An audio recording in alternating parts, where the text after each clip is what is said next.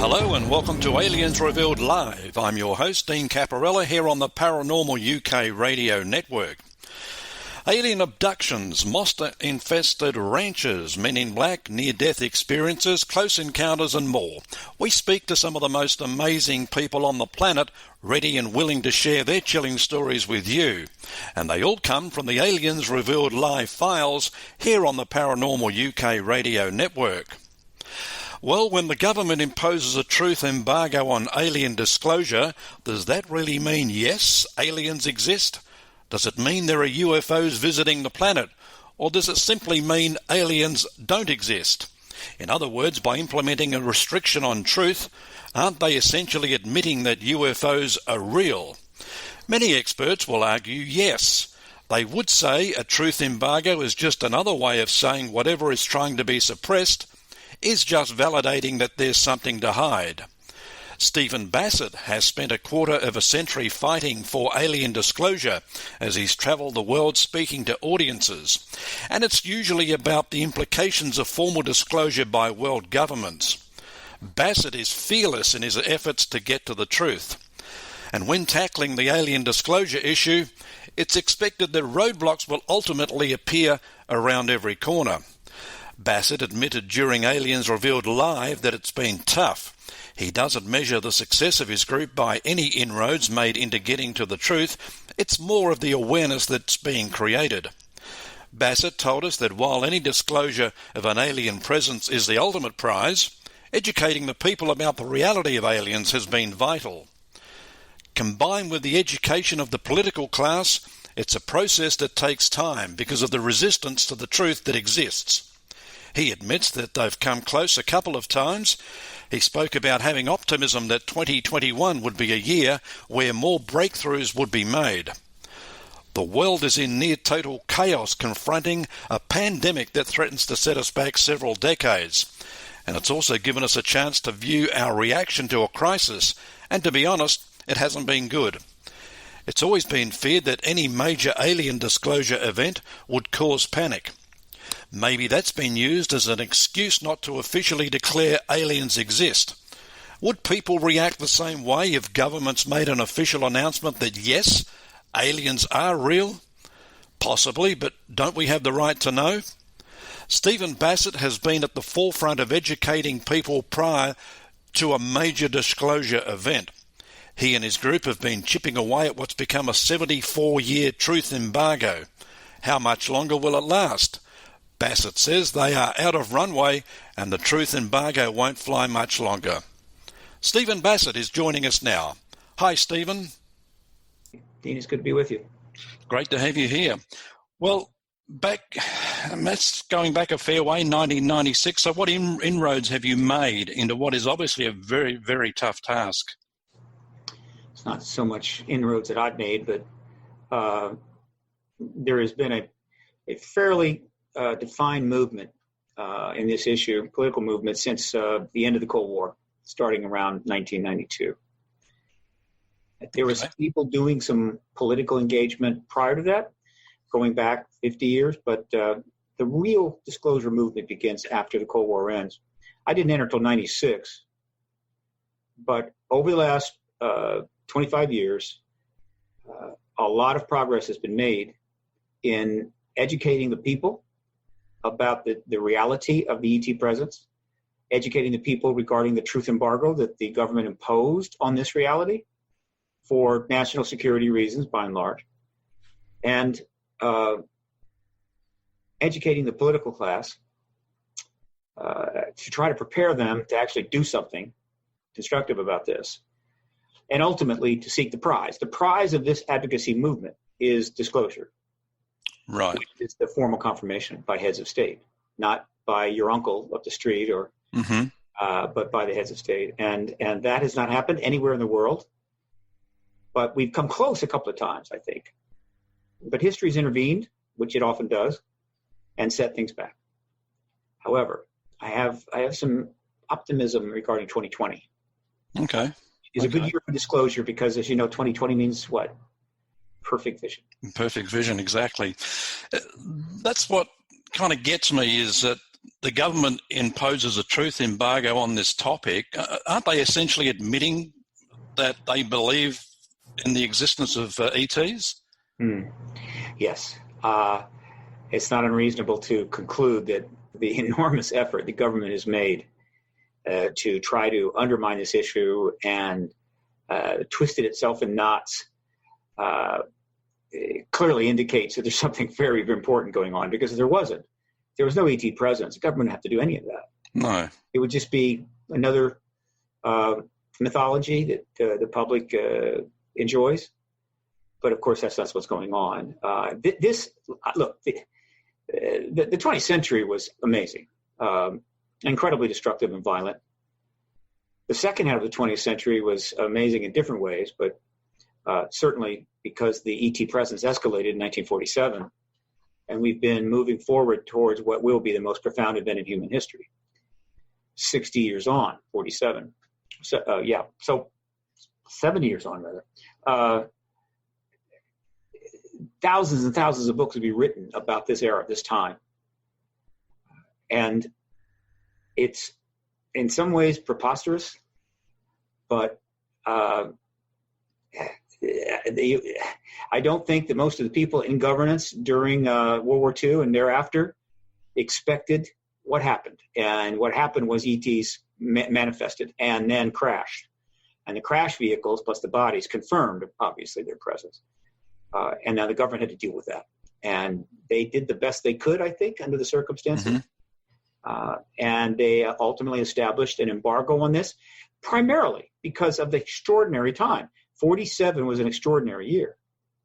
I believe it was the year that Churchill said that it was an iron curtain across Europe. It was the year that we learned that the Soviets had both they had the atomic bomb secrets. And I think by 47 they knew that they had the secrets regarding the hydrogen bomb. And a third world war was clearly in the works. It was going to be between us and the Soviet Union. It was going to be nuclear, and it was going to go very badly. And that's what they were facing, legitimately so. And then an ET craft or two crashes, and they've got ET bodies. What now? They don't know. And so they said, look, this is going to be classified. This is going to be kept from the public. Has to be. Right. It was tough. Unlike the Manhattan Project, they just put it out in the boondocks and don't tell anybody. The ETs are flying around all the time, and so you're trying to hide something that is in plain sight. You're trying to make secret something that's in plain. Very difficult situation. But the people that won the World War II, pretty sharp people, pretty committed, pretty intelligent. They had the full government behind them, and they managed to institute an embargo that is held up even to this day, though it's on its last legs. Mm-hmm. What has the embargo taught us about governmental abuse and power and secrecy? It is the abuse of secrecy is going on, and it's been going on. In the last years of his life, Senator Daniel Patrick Moynihan wanted to address that. He didn't have much time. He took a tour, he wrote a book, but didn't even touch the subject. The secrecy problem in America has not even begun to be addressed properly, and it's not going to get addressed in this election. But secrecy is power, and lies are power. So the abuse of power through lying and through secrecy has been endemic over the last 70 years and justified by the nuclear threat and the arms race, which got worse and worse every year until there were between 70 and 80,000 nuclear weapons stockpiled and in 8 countries. So the basis for them to announce the extraterrestrial presence simply wasn't there. It only got worse every single year. They didn't have the war they thought they'd have, but they ended up with the Cold War. So once the Cold War ends, then the door opens to possibly move forward. But this is an incredible challenge. And the U.S. had to have the how would you say, the agreement of their allies. Not surprisingly, the allies were quite generous with the United States in this matter, given the nature of what happened in World War II. Mm-hmm. And what other country was the chief bulwark between the West and the Soviet nukes? It was us. And so if we wanted the ET issue embargo, they were going to go along with it. And they did. deferred to us, deferred to the United States.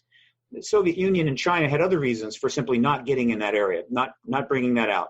They were authoritarian states, deeply authoritarian, regimental authority, authoritarian government, and they don't want people thinking about other civilizations and non-human intelligence and ETs that don't know Karl Marx from Groucho Marx. They don't want that. And so they had no motivation to bring this out. Now that may be changing. We'll see. But if the Soviet Union wasn't going to say, China wasn't going to say, and the United States and its allies wasn't going to talk about it, it had a good chance to hold up in spite of all of the evidence that accrued, lots of it, masses of it, and the continued sightings in the millions. It held up. So what we've learned is this. Secrecy can be abused, and we need to deal with that. Lies can be abused, and we need to deal with that. And propaganda can be abused. Propaganda is a what you call a systemic lie or an institutional lie. Propaganda is capable of convincing people of almost anything. And the truth embargo was essentially propaganda. It wasn't like just a lie. It was a fully broad spectrum program of disinformation, misinformation, intimidation, undermining, denial, evasion, and all of these skills were being honed to a fine edge by the threat of the Soviet nukes. So our intelligence departments got all the money they needed. We created agency after agency. We built underground facilities. We developed advanced technology. And so the skill was all there to also, in addition to dealing with the Soviets, to deal with the ET problem. And they got away with it pretty good, but they're pretty much out of runway. I think the truth embargo won't fly much longer. Right.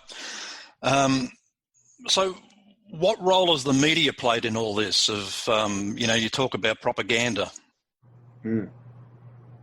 Well, initially the media was easy to manage. First of all, the media had been managed quite effectively during World War II, meaning we need your cooperation here. There's things we don't want you to cover. There's things we don't want you, places we don't want you to go. It's national security. And the media was fine. Absolutely. That would be support the war effort. So once we win the war, going to the limited amount of media at the time, which was basically just city papers, though some of them were major papers like the New York Times,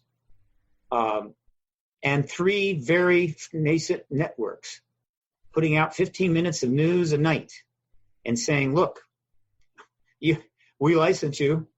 We take your license. You're off the air, but we need your help. You need to stay out of this issue, stay out of the politics of this. It was not difficult. There just wasn't that much to deal with. And so they got the media on board early. Who they talked to, we do not know. Agreements that were made, we don't know. Probably verbal, no paper.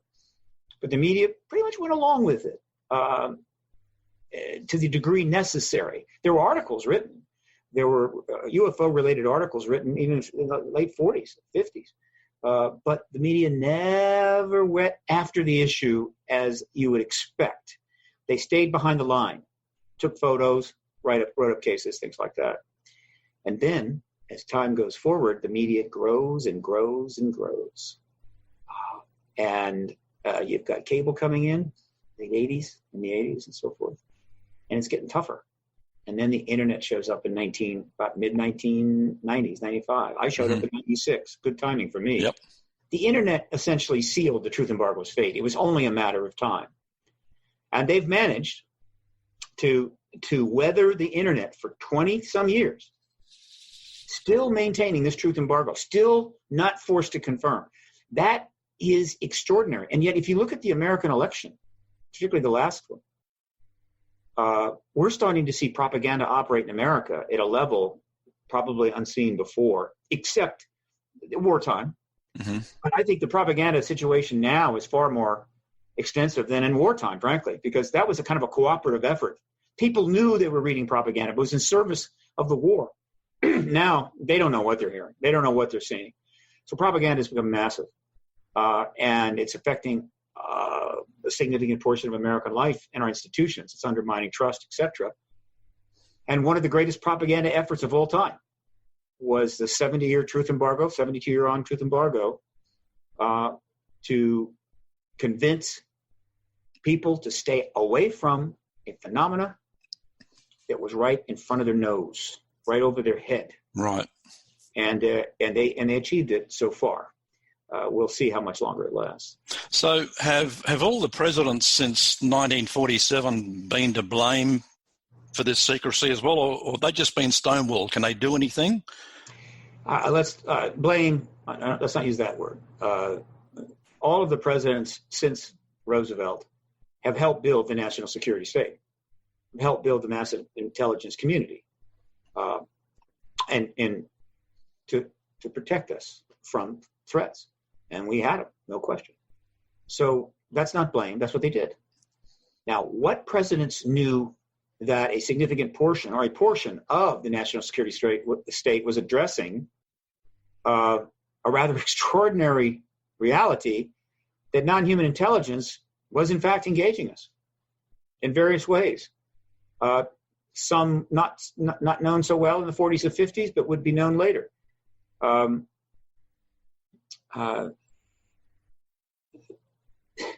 The situation was such that an awful lot of people had to put aside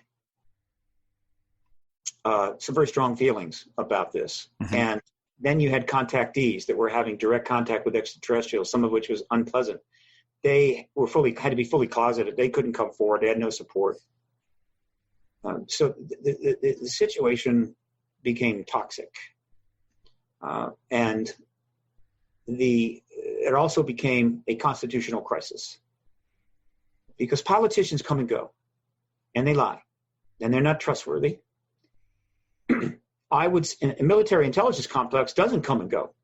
It is fundamentally manned and womaned by people that make careers out of it. They work 30 years at the Pentagon, 20, 30 years in the military. They don't come and go. They value trust. They value truth. It's critical in the intelligence community, not in spying, but in the intelligence community, you got to know the truth, not somebody's piece of propaganda. So they look at the political class and they go, you are too dangerous to know this information and a lot of other things. We have to keep it from you in everyone's best interest.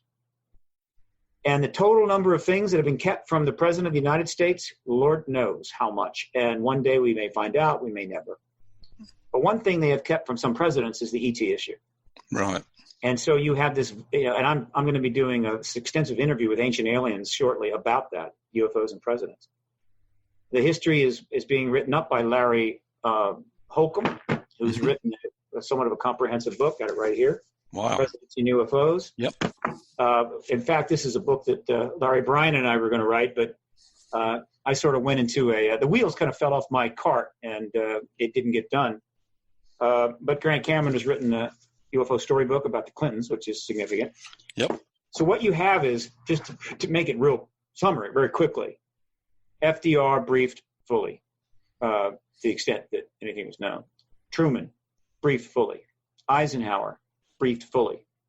With Kennedy, things start getting a little unsure because Kennedy was viewed with some skepticism by the military intelligence people, primarily because of his father. Plus, the election was stolen. I think the CIA knew it. He was a war hero, but they sandbagged him right away when he came into office, got him into the Bay of Pigs, a disaster. He was extremely angry about that. And so I don't think they went out of their way to brief him. I don't think he got a briefing on the extraterrestrial issues and everything the government had in its possession and research that was being done. Though I think he figured something was going on. I think he figured it out. And just in the last days of his life, he was making some maneuvers that seemed to have a potential ET connection. Historians are going to have to dig deep on that one, but it'd be interesting to find out. And then as you move forward, it varies. Ford, I don't think, was briefed. I don't think Johnson was briefed.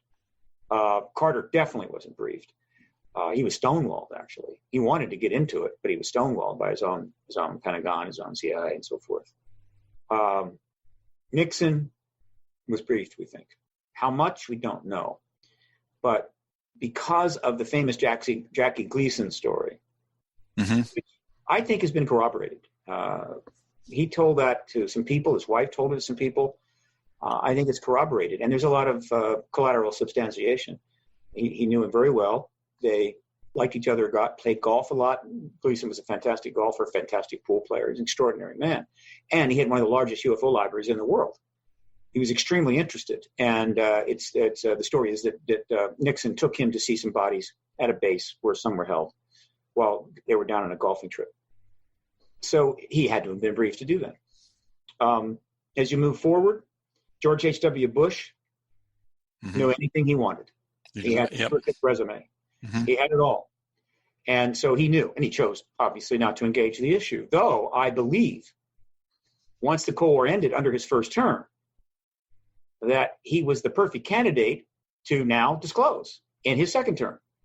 The first term was kind of a problem because of the first Iraq War. He had an 80% approval rating. They're not concerned. So we'll do it in the second term. We'll disclose, but we've got the president that will handle it the way we need it to be handled. He has the full understanding of national security issues. He's the perfect guy to do this. And when he lost, this is history intervening, everything was thrown up in the air. So I think he was briefed. Clinton, of course, tried to get at the issue at the behest of Lawrence Rockefeller, and he was stonewalled. And I believe because he literally was making an effort and Rockefeller was in the door, I believe that elements of the United States government turned on him and assisted the right wing in attacking the Clintons and pinning them down as much as possible with scandal after scandal accusation ad infinitum. And then he shut the Rockefeller Initiative down in 96, but he wins the second term. Now he's a lame duck president, mad as hell. So fortunately for those that oppose getting the truth to the American people, he provided his enemies plenty of ammunition to take him down, and so they did. They impeached him and nullified a lot of his political capital, though his popularity remained. Gore may or may not have been briefed. He had strong ties to the Pentagon. I think he would have been briefed if he won the election. We might have had exposure under Gore, but not George Bush. George Bush was not Gore, and they were not going to brief George Bush, and his father wasn't going to, at least not right away. And when George Bush turned away from his father, turned away from his father's advisors, and went his own way, that shut him out. And then, of course, after Bush, we get Obama. And that gets complicated. But Obama was not briefed by the government. I think Obama was briefed by the Clintons. Right. And then the question was Obama going to be the disclosure president, or was Hillary Clinton going to be the disclosure president? And one of the things that probably affected that the most was the Republicans who play hardball. The Democrats play wiffle ball. The Republicans play hardball. That's one of the reasons why we've had so much partisanship, so much nastiness. When the Democrats get mad at you, they beat you around the head and shoulders with wiffle ball bats. Right. Republicans want something, they beat you with baseball bats until you're lying bloody in the road and run over by the next semi-tractor trailer.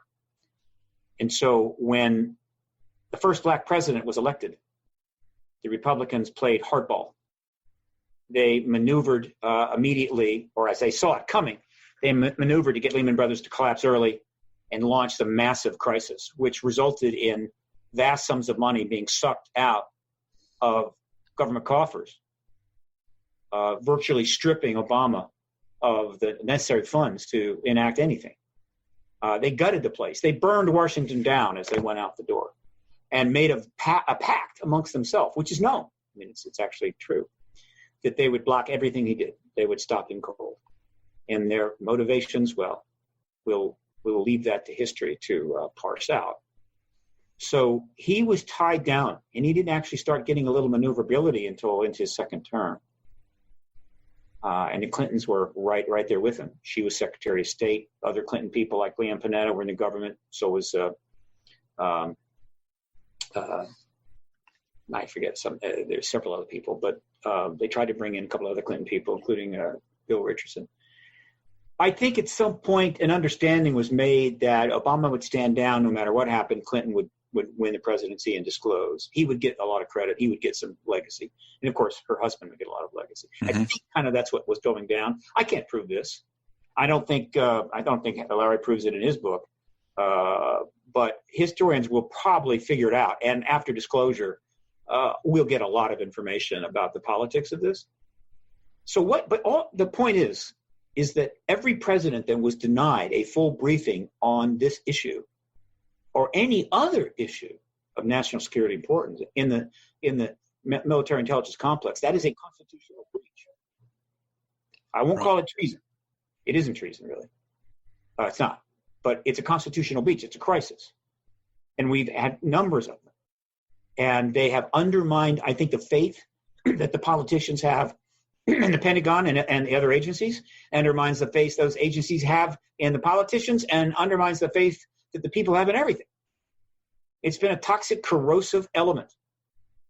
The Cold War was bad enough, knowing that at any moment you would literally be destroyed. Mm-hmm. And everything you hold dear would be gone. And the few survivors would envy the dead. We lived under that Damocles sword for 44 years. But in addition, we had the toxicity of abuse of secrecy, of lies about war, obviously about ETs, and ultimately broad spectrum institutional dysfunction set in.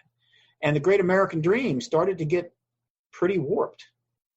It's been an amazing 70-some years. For a good part of my life, I was bored to death because I just did not have a path. And I finally chose this path, and I am so lucky. Because while it's frustrating as hell, it is never boring. No. I imagine it couldn't be boring. Steve, the contactee numbers that are emerging, and they must be huge. I mean, has there been any consideration given to them banding together to start their own movement? Like, I guess, strength in numbers could even give the skeptics something to think about. I've thrown that idea out. It's tough.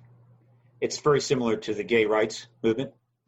One of the reasons that the gay rights movement was held back was because of so many gays simply couldn't come out of the closet.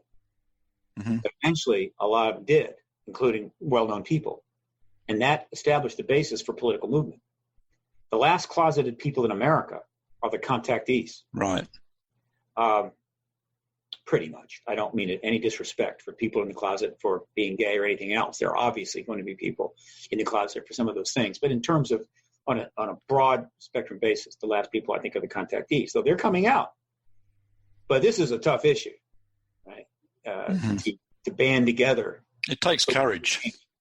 It more than just courage. It takes funds. And again, the issue is so intellectual and complex. It's not like, hey, I'm gay. Deal with it, right?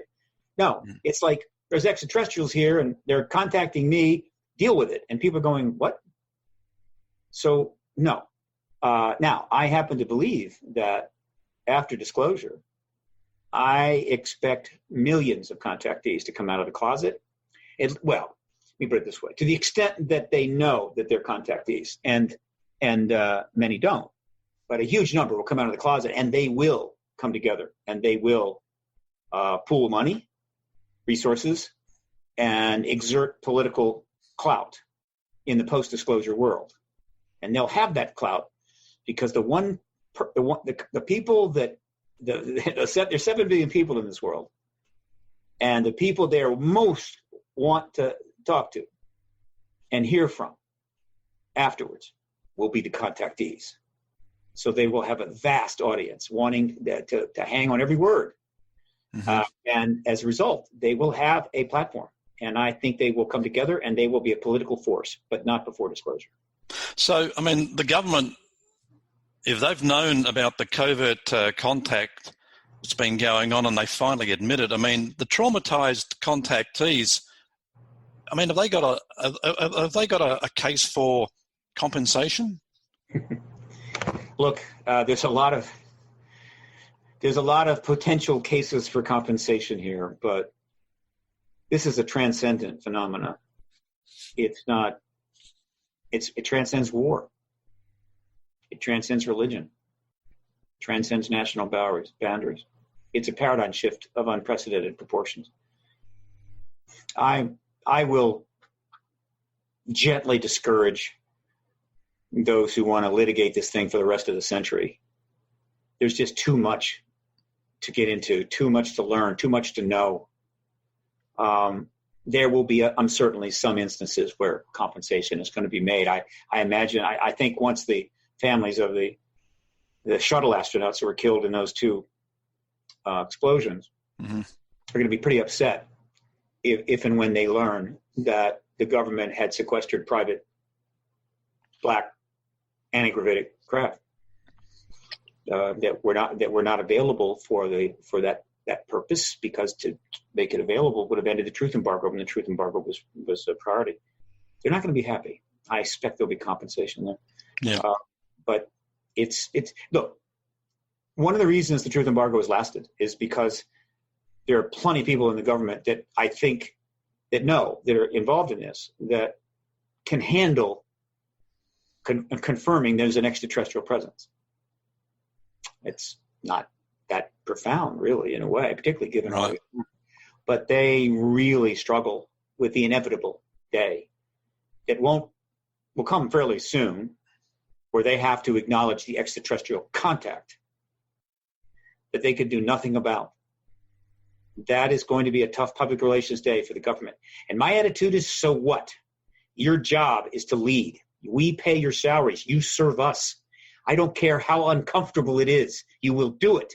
You will acknowledge it, right? And we'll move forward, right? Kicking it down the road until you're dead and somebody else takes that role is unacceptable. Get out of government if you can't do this. Find something else to do. We're tired of the lies. We're tired of the secrecy. We're tired of the propaganda, the manipulation, particularly given that this is the United States with a pretty damn good constitution. Get on with it. So I don't have much sympathy, but that is a tough one for them, and they will have to face it. Do you think the public will be given the opportunity to prepare for disclosure? I mean, we're seeing little bits and pieces at the moment, but I mean, they're not likely just to come out and say, yes, we've been talking to aliens for the past 70 years. Sure, that's what they're going to do. And has the public been prepared? You bet. A lot of people that wrote a lot of these books behind me, that's a UFO library, by the way. Stretches impressive. Have been preparing them. Hollywood has been preparing them. There's been over 300 films involving ETs of one type or another since 1951. They've made, I don't know how many $1 trillion, $8, 9, 10 billion in revenue. Everybody knows about extraterrestrials now. We're thoroughly prepared, I assure you. Yeah. Thoroughly prepared. I don't know why the government doesn't see that. Maybe they do, but again, it's not so much that we can't handle the truth. Is that they can't handle telling the truth. And while I have some appreciation for that, once again, they are public servants, and they're going to do the right thing. We hear terms such as secret empire, deep state, breakaway civilization. They all mean the same thing in this current environment? In a sense. But these terms are viewed differently by people, and they're described differently. So breakaway civilization, which is a concept that Richard Dolan is championing, there's some points there, but I disagree with some of that. The deep state is nothing, but it's a propaganda meme. Doesn't mean anything other than what a propagandist wants you to think it means and use it. So essentially, it's destructive. It's not useful. The military intelligence complex, well, that's solid. We know there is one, and we know what's in it. Well, we know a lot of what's in it. We know the entities involved. There are probably some secret entities we don't even know about, but we know there's a complex there. We know there's a classified space program and all of that. Illuminati, cabal, that kind of stuff. This is the language of distrust and paranoia, not unrealistically arrived at. The government has earned the paranoia and distrust that we now feel. It's earned the conspiracy theories. But that doesn't mean that those mindsets are good or productive. They're not. They're not helping anybody. So I stick with the military intelligence complex. I don't have much to say about deep state or the secret space program. I can talk about the classified space program or the classified, government, the military space program a little bit. I stay away from memes. Yep. And to make that point even firmer, and this is, now if I had real presence, if I had the ability to capture the attention of millions of people, this is one of the first things that I would say, and I would say it often and often again. The internet is only 25 years, roughly, old. It didn't come with a user manual. It was just handed to us. Here, enjoy. It's developed and expanded and grown to extraordinary proportions. It's a massive communication machine that was almost inconceivable not that many decades ago. Instantaneous communication from one side of the globe to the other, regardless of language.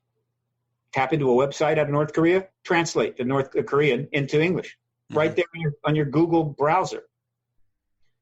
And so consequently, we now have access to more information than probably every human in the world prior to, I'm going to go maybe 1800, maybe even 1900. All of it, for all people. It's a massive fire hose, but it's more than that. It is a battle for our worldview. And the point that I would make is this.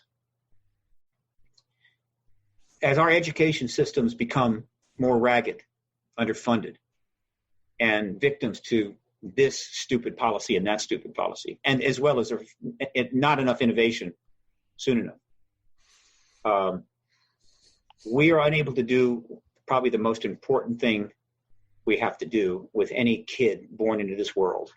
And then they have to learn how to think and reason well enough so that they can travel the internet and figure out what is true or what is worth engaging in, what isn't.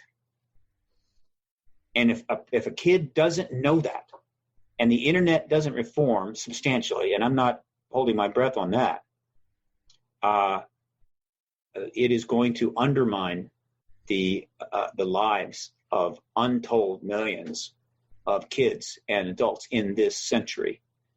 Because if you can't navigate the internet, if you can't tell the propaganda from the truth, from the real from the fake, then you are literally at the mercy of the net, and your life, your future is not yours. And this is no trivial matter, I can assure you.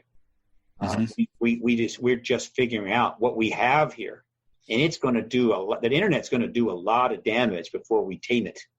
It's like a wild horse that, until it's tamed, is going to run around, trample all the flowers, run over the cow hands, break down the barn. So this is something else I've sort of learned from being involved in an issue that is flooded with misinformation, disinformation, confusion, paranoia, and distrust. Have you felt in any danger during your time with the Paradigm Research Group, like in your research? No. None at all? No. I'm not saying that there are those that don't experience some danger or feel it. I haven't, but I made decisions to operate in certain ways that would minimize that. Probably the most important one was that, plus I came in late, all right. 96, things were starting to improve, though there was some nastiness in the next few years. And then around 2001, things got much better. But I made the decision early on I would operate absolutely transparent. I do have encrypted apps now on my phone because some people just demand it, but just only not that long ago. In other words, I tap my phone, go through my trash, know everything that I'm doing. Because if you know everything that I'm doing, you're not going to develop paranoid concerns. You're going to know exactly what's going on, and you're not going to misread it. Also, I decide I'm not going to treat the U.S. government as a criminal enterprise. I'm not going to try to demonize, criminalize the national security people who protected us from the Soviet threat and dealt with the ET presence. They're not the enemy. The political class, I'm a little harder on them. Mm-hmm. They've done some pretty awful things, and some of it was self-serving. But overall, I just did not go out of my way to be or pose or pretend to be a threat to the United States government, which, given the fact that the government has nuclear weapons, I think is wisdom. Yeah. So final word, disclosure imminent?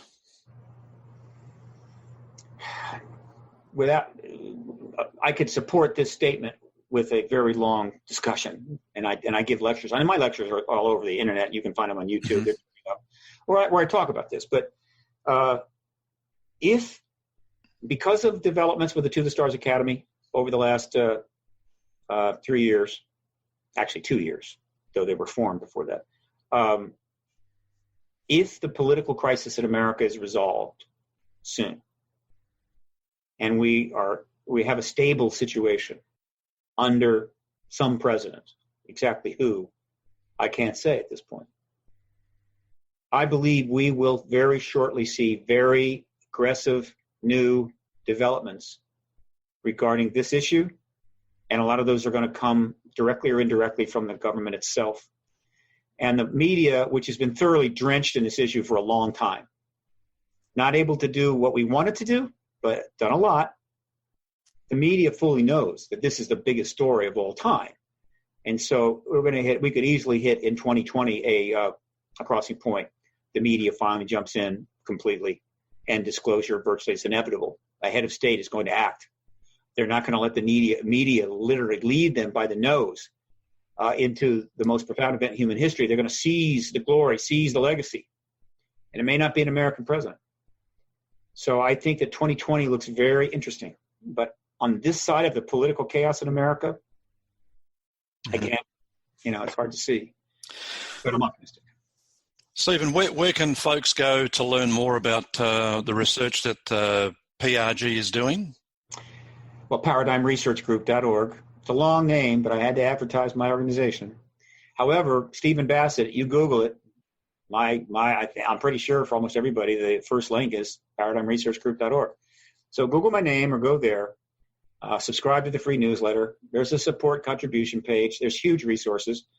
I have over 11,000 news articles, print articles, mainstream English language press, linked. 11,000. Read them all. 500 of them refer to the To the Stars Academy and the developments on the ATIP program and other developments related to that since. 400 articles linked to the Clinton campaign and all that took place there with respect to the ET issue that could have forced disclosure during her campaign. That's all there. And a lot of other stuff. So I hope people will use it as a resource and so forth. I'm also on Twitter, at Steve Bassett, and I am on Facebook. 3 pages. Paradigm Research Group is the one that most people would want to go to. Also Exopolitics World Network. So I'm using those social media. I welcome more support. I'm full of Facebook friends, but you can follow. Mm-hmm. About 6,000 followers there.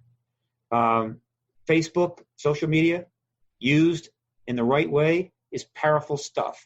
Used in the wrong way, it's constructive stuff. It is a double-edged sword that we will learn how to wield properly, or we're going to cut off a lot of toes and fingers. Yeah. Stephen, been a fascinating discussion, and certainly admire your work, and all the best for the future. And if we can help out in any way, please let us know. Thanks for joining us today. Yes, I look forward to your program when it comes out. That's Stephen Bassett, Executive Director of the Paradigm Research Group, joining us. Well, there has been a surge in interest on the topic of Rh-negative blood recently. It's hard to determine why the sudden interest. People seem mesmerised by the Rh-negative blood topic. One of the reasons could be the possible connection to ET. Next week, a look at the question of whether people with this blood type are descendants of the gods. Ufologist Melissa Kennedy, a negative blood type herself, has been studying its significance for over 20 years. And she said if the descendants of the gods theory stood up, then it would open up a whole new world of scenarios. My point, I guess, is that it is dwindling. And people like myself that are trying to get the answers and trying to seek the truth as to where the origins come from, what are the characteristics, why? Why are we different?